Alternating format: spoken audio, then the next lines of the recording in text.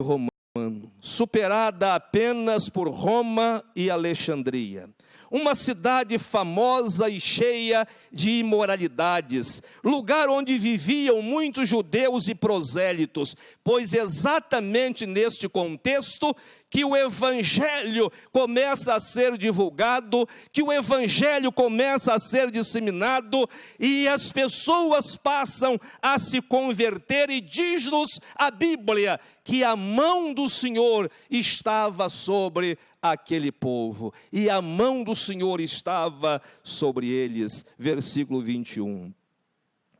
Em Antioquia, em pouco tempo, Antioquia em pouco tempo se torna o principal centro do cristianismo.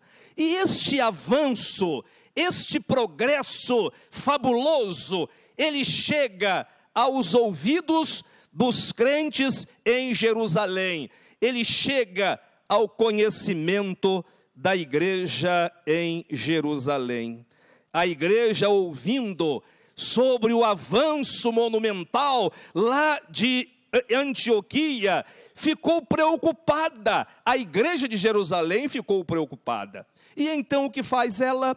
Ela envia Barnabé a Antioquia para ver se as coisas por lá caminhavam de uma forma saudável, se as coisas por lá caminhavam naturalmente. Ora, igreja autônoma, mas a outra enviou lá para ver se as coisas estavam nos conformes. Mas qual era o referencial para tal averiguação?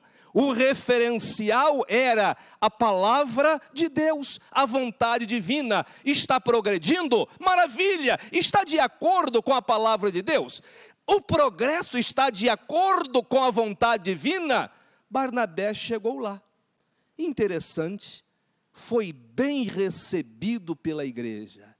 Eu não entendo igreja que não recebe bem os santos de Deus. Eu não entendo a igreja não receber bem as pessoas. Pois bem, Barnabé foi altamente, maravilhosamente recebido em Antioquia. Ele avaliou, percebeu, viu que tudo estava nos conformes, ele se alegrou, ele festejou e ele recomendou àquela igreja que ela trabalhasse, que a igreja, na verdade, observasse a palavra de Deus, se firmasse em Jesus, tivesse segurança em Jesus e prosseguisse. Eu aqui aprendo uma coisa. Às vezes queremos que a igreja funcione do nosso jeito. E a igreja não é para funcionar do nosso jeito. Foi para mim o aprendizado mais difícil no meu ministério. Deixar a igreja ser a expressão de Deus e não do meu próprio gosto. Nós somos tendentes a isso. A igreja tem que acontecer o que eu gosto, o que eu quero. Não, meus irmãos. Se na igreja tiver de acontecer o que é do gosto do pastor, também pode algum membro dizer, eu tenho os mesmos direitos, tem que ser do meu gosto. Na igreja é para acontecer as coisas do gosto de Deus. É para desenvolver aquilo que é do gosto de Deus. Bom seria se o gosto do pastor fosse a expressão do gosto de Deus, que o gosto das pessoas também fosse a expressão do gosto de Deus. Mas na igreja deve prevalecer não o gosto das pessoas, mas o gosto de Deus. O Novo Testamento, na abordagem na abordagem de Barnabé à igreja, ele deixou claro que os vínculos, que a igreja tinha que ter vínculo com Cristo, com a palavra, com as igrejas, com os salvos, pois somos membros uns dos outros e temos uma referência. A nossa referência é o Novo Testamento. As igrejas são autônomas, mas regidas pela palavra de Deus e não pela vontade humana. A autonomia não é sinônimo de bagunça, de fazer de qualquer maneira ou fazer como bem lhe convier. Eu não devo usar a minha autonomia, repito, para ferir a autonomia dos outros. A igreja de Jerusalém enviou Barnabé e ele foi lá, verificou como estava acontecendo lá em Antioquia e viu que estava tudo ok. Não podemos administrar a igreja conforme o nosso gosto ou do nosso jeito. Tem que ser do jeito de Deus e na forma de Deus. Quando nós fugimos a esta regra, com certeza ficamos expostos aos conselhos, às orientações, a se aparecessem os Barnabés, pessoas de bem, cheias do Espírito Santo e de fé. Se você for ajudar alguém, se você for aconselhar alguém, não se esqueça dos preceitos da palavra de Deus. Tem que ser gente de bem, cheio do Espírito e de fé. A autonomia da igreja não é sinônimo de independência humana, mas também a autonomia de igreja ou da igreja não obstrui o acesso para que conselhos sejam recebidos, versos 23 e 24. Quem utiliza do recurso da autonomia para evitar o diálogo e impedir o acesso ao que está acontecendo na igreja, é porque, salvo o melhor juízo, o que está fazendo não suporta uma boa análise à luz da Bíblia.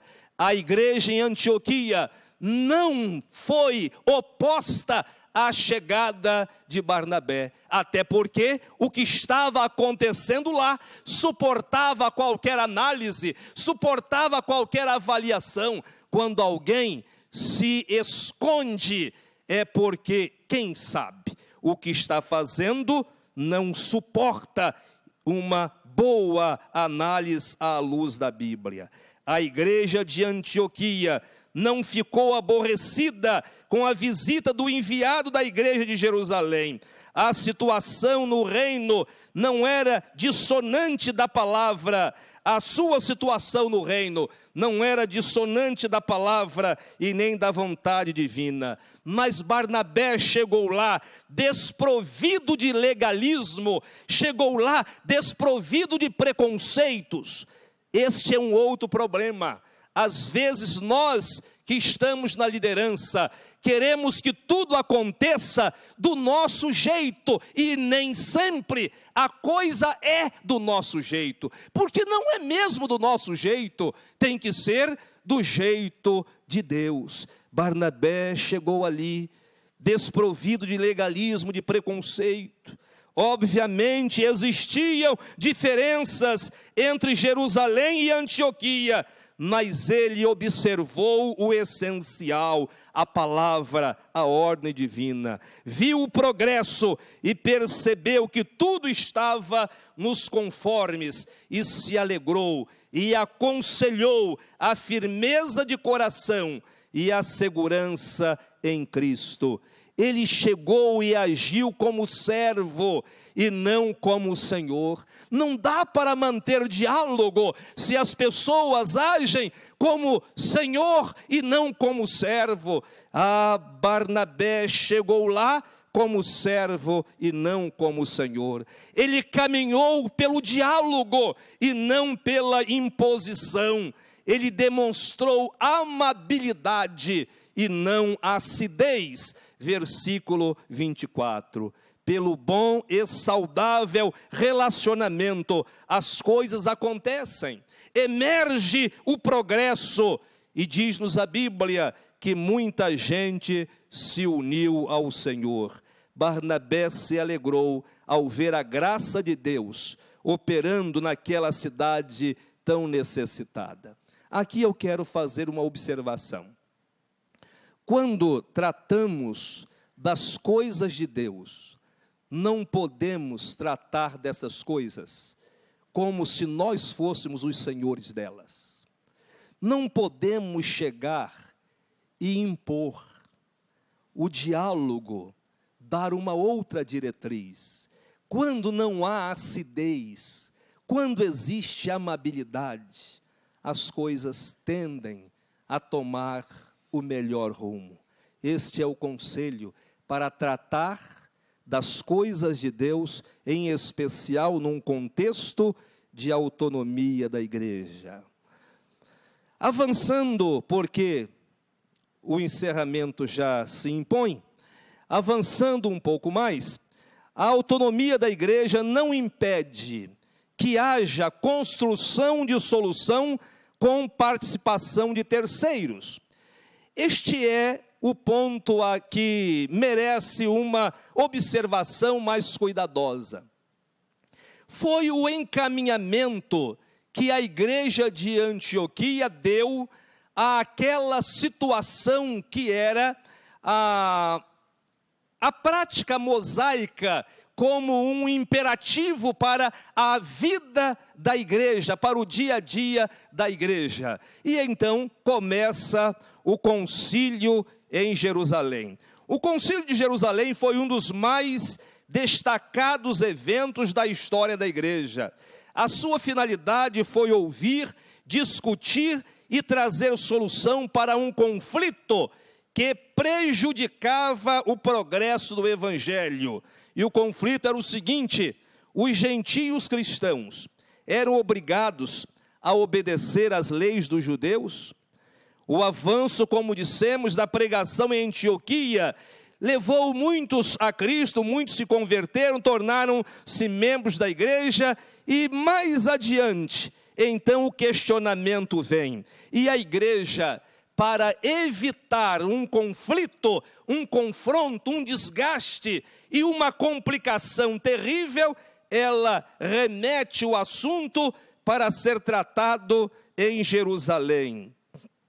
E a igreja enviou uma comitiva para lá, conforme o capítulo 15, verso 2 do livro dos Atos, para que a questão fosse tratada com diplomacia e dependência de Deus.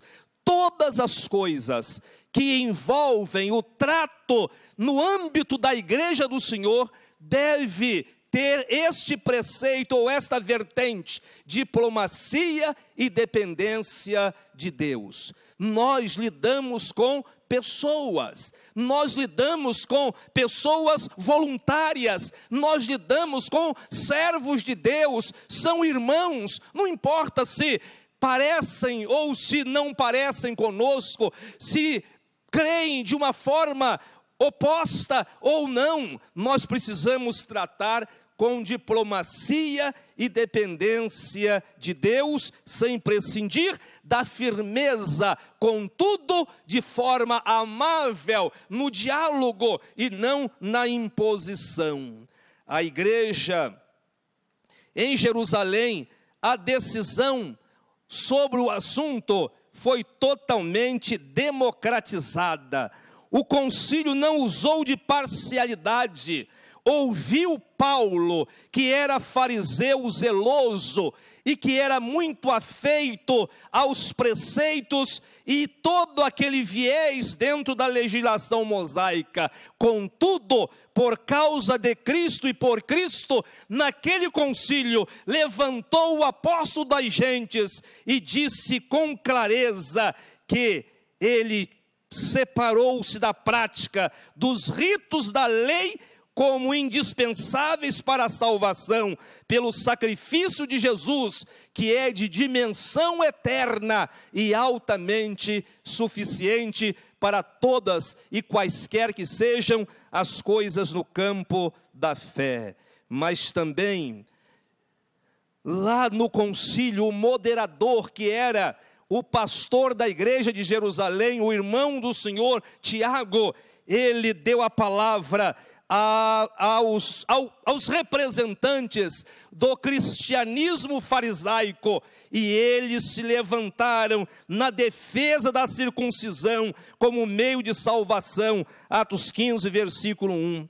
E então levanta o apóstolo Pedro e apresenta a sua posição. E disse Pedro, um exímio defensor das bases da religiosidade judaica, um homem afeito às tradições, ele vai, se levanta e diz: submeter crentes em Cristo à prática da circuncisão é tentar Deus e colocar um peso totalmente na contramão dos ensinos do mestre da Galileia. A posição de Pedro foi contundente, ele era zeloso, todavia aquele assunto não podia ser tratado sem que fossem os crentes gentílicos liberados daquele peso da lei mosaica. Então, depois dos debates, depois das abordagens todas, Tiago, irmão de Jesus, pastor titular da igreja em Jerusalém, moderador do concílio, conforme o versículo 19, ele faz uso da palavra e ele diz: agora não estamos mais sozinhos como povo de Deus. Não devemos perturbar os gentios que se converteram, Atos 15, 19. E disse mais Tiago, a palavra dos profetas apoiam essa verdade. Capítulo 15, versos 15 a 18. Eles estão isentos de obedecer à lei judaica, contudo,